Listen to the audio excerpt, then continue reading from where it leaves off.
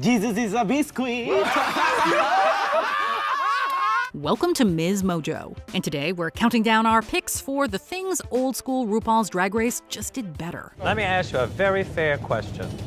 What do you do successfully? Quickly.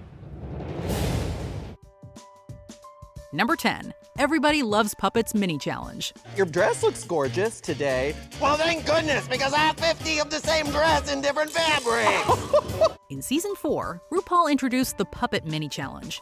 The queens were tasked with dolling up a hand puppet inspired by one of their fellow competitors. Given that the challenge was usually included in an episode soon before the finale, the contestants were all chomping at the bit for a spot, and stress was at an all-time high. Some would do loving parodies, while others would thoroughly roast a competitor. Jinx girl, it's time for the runway. Jinx. Jinx. Huh? Oh my god. Oh my god. Do I look okay? Can you guys help me with my makeup? Not only was it great comedy, it was also a great story device to tell us where they stood with each other going into the home stretch. The challenge was then retired before being revived for season 12. You know what, Heidi? I think it's time for you to go back in the closet. Thank you. This is now the Crystal Show. Mullets! Glitter! Mullets! That seemed to be a one-off, since as of the 16th edition, it hasn't been seen again. Number 9, Seasoned Queens. How You I are a perceive shady myself. elephant. I'm not. I love her, but I realize Darian can be a shady bitch. She needs to take it down a notch. In its early days, Drag Race was a place where newer queens could find themselves and veteran queens could enter a whole new echelon of their career. But after 16 seasons and several spin-offs, drag performers are launching careers every day. So naturally, the cast often skews younger and less experienced.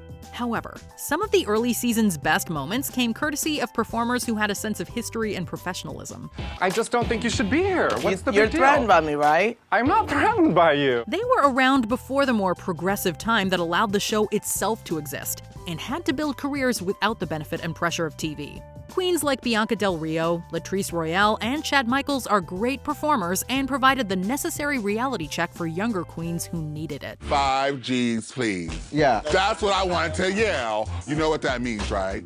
Good God, get a grip, girl. Number 8, when it didn't just reference itself. Paralyzed, Christine. Like when Valentina didn't know the words to greedy. In the first few seasons, Drag Race spoofed and updated shows and movies that had a long history with the LGBTQIA+ community. Indeed, it used to draw from greater popular culture for its challenges and humor. But more and more, the show seems to recycle its own greatest moments. What is this place? Look over there. This kind of thing was happening as early as Season 5's Lip Sync Extravaganza Eleganza challenge, but it increasingly feels like an echo chamber of self-referential humor. This is not RuPaul's best friend, Relationship, Sherlock. As fun as old school Drag Race was, it was also able to introduce younger audiences to more obscure pop culture references. A callback can be hilarious, but when it's so baked into the show's fabric, it almost becomes like a snake eating its own tail. I will whoop your ass. I am from Sparta. And don't stop on you like Godzilla. This is not RuPaul's Southern hospitality rate. You look like I'm a good brawn. Number 7, mocking other competition shows. I did not know that this was going to be Drag Survivor. When it premiered, RuPaul's Drag Race was a thinly veiled parody of America's Next Top Model. RuPaul's dramatic elimination speeches were clearly a knockoff of Tyra Banks' self-serious persona.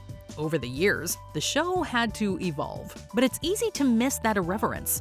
What did eating frog legs and musical chairs have to do with drag?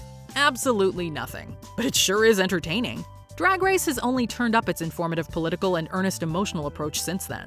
Showcasing the queens' real lives is not a bad thing, but making them talk to old pictures of themselves does make us miss the days when the show took itself a little less seriously. He's perfect and wonderful just the way he is. And he has so much talent and ability that he just needs to believe in himself and love himself. Number 6, when the fashion wasn't so expensive. When I thought that Manila's pineapple would actually go down in Fruit Bowl of history, they actually enjoyed it. One thing the show has gotten way too far from is drag's humbler roots. Back Back in the old days, many of the queens were required to be more resourceful and make clothes in the actual workroom far more often. Those judges cannot take this coutureness. Now, with more exposure, the level of fashion has been raised beyond what many performers can reasonably afford. Thus, there are numerous stories about contestants going into debt to put together a suitable runway package for a season. We got to see a beautiful trajectory of all the looks that Mistress does. All the while, representing Houston drag, you must have said it 50 times. While later seasons have featured some truly eye-popping designs, the precedent that's been set only widens the gulf between queens who have access to big money and those who don't. Number 5, less All-Stars seasons. Great, you're here, so we have to change the name to RuPaul's Drag Race, Some Stars. There was a time when fans were so thirsty for a second helping of All-Stars, they could talk about nothing else. Season 2 came out 4 years after the first installment and was easily a top-tier edition of Drag Race. But you know what they say, be careful what you wish for. Now, it seems like every time we turn around, there's another All-Star season coming.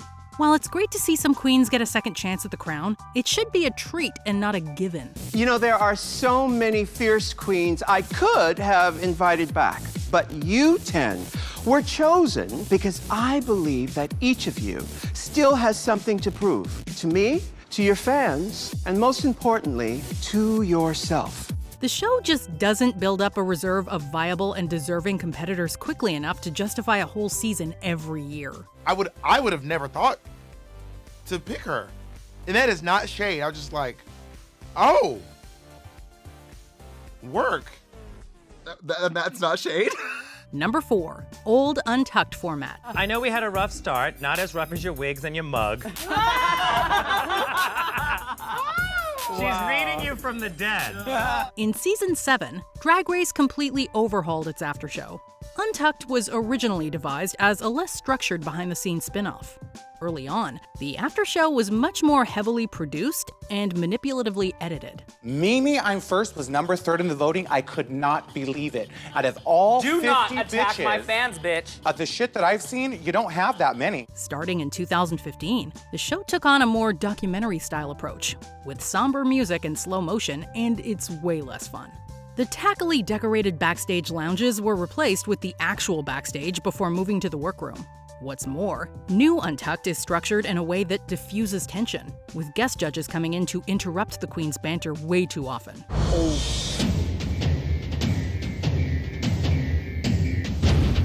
Ooh, no she better don't. To cap it all off, it goes full depression mode in those sad final moments as the eliminated queen packs up her things. Number 3, smaller casts. So, what are you enjoying about season 14? By this time on my season, we were already 5 episodes into All Stars. Season 1 had 9 queens. Just like the prize money, there was a time when the cast size was growing with every new season. Season 15, for its part, had 16 contestants in total.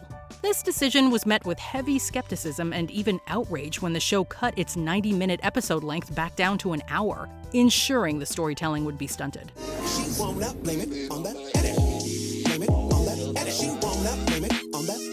This measure ended up being temporary due to the response. 90-minute episodes are back. That's right. You begged for it and you got it, bitch. But it wouldn't have been a problem if the cast were smaller. There has to be a happy medium somewhere. Indeed, more queens in a season cuts down substantially on the time we get to know each of them and experience their artistry on an individual level. Number 2, real people for Snatch Game. I've been there, done that. I spread La Mer on my toast in the morning, all right? You know, I'm Cher, bitch. Yes, you are. Celebrity impersonation has been a huge part of drag artistry for a long time. The Snatch Game challenge was originally created to test the queen's skills in that area. While there were contestants who performed as fictional characters played by their named celebrities in those earlier seasons, the criteria for Snatch Game has become way too broad. Well, RuPaul is it? Yes, absolutely. RuPaul. I understood virtually none of the words that left your lips moments ago, but I did hear the term Twitter, and I assume that it's some sort of a songbird. Now, anything goes. Original characters and even abstract mythological ones like the Boogeyman and Tooth Fairy have become fair game. I want to create a character and really flesh her out. Does the gold tooth fairy actually exist in reality? No, Just in your mind. Yes. Impersonation might not be what a queen is good at, but that's the whole point. Some queens are better at some challenges than others. So it seems like something has been lost in the relaxing of what the game is about. Before we continue, be sure to subscribe to our channel and ring the bell to get notified about our latest videos. You have the option to be notified for occasional videos or all of them. If you're on your phone, make sure you go into your settings and switch on notifications. Number 1, the drama. Go back to Party City where you belong. It has to be said, a good fight on Drag Race is hard to come by nowadays. Some fans don't call it RuPaul's Best Friend Race for nothing. For every Candy Muse versus Tamisha Iman on a new season, there were 3 or 4 Alyssa Edwards versus Coco Montreses or Bianca Del Rios versus Laganja Estranjas. I'm not joking, bitch. You gonna call me a runner-up. Changes to Untucked and the overall tone of the series, plus the increased social media harassment by fans, has led to a tamer piece of TV. Queens who try to inject a little drama and shade into a season are treated like they've committed actual crimes. Begs the question, what's the good of getting a bunch of divas together if they aren't gonna have a diva off? There isn't anything else to say. But why are you talking? Why are you talking?